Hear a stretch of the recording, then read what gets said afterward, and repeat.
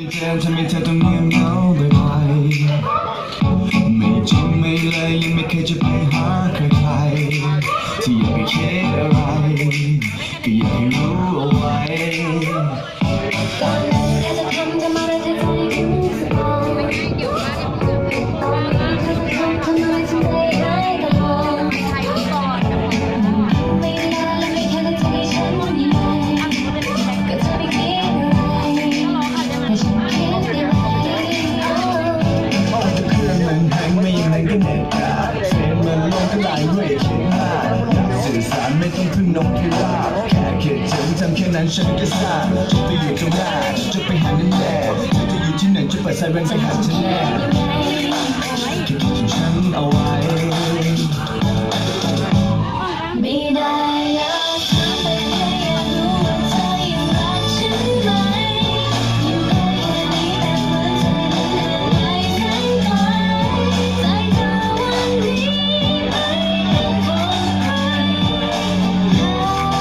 ไม่เจออยากอธิษฐานให้ปาฏิหาริย์มันเป็นต้องมาได้ไหมในทางที่ฉันไม่ว่าเรานั้นจะอยู่ที่ไหนแค่หลับตารู้มันจะรวยขอมีเธอ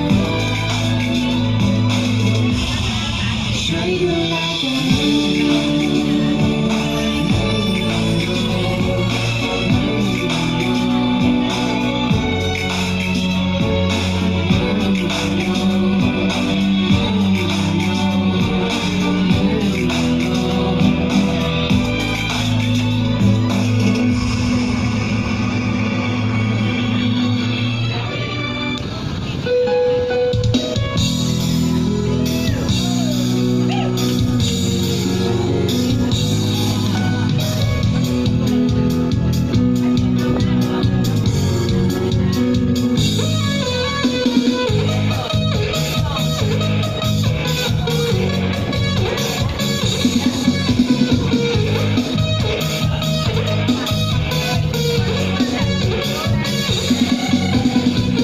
เดินเข้ามาก็ทำให้ใจของฉันละลายมันละลาย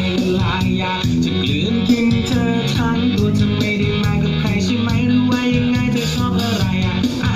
บอกฉันแล้วฉันจะหาให้เธอฉันไม่ได้รวยเหมือนใคร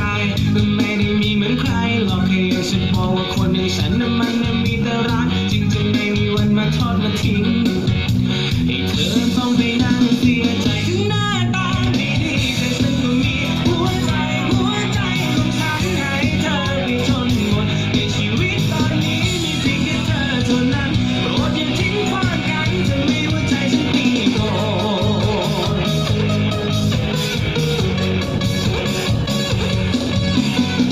มาเจอกับเธอในวันที่ฉันไม่เหลืออะไร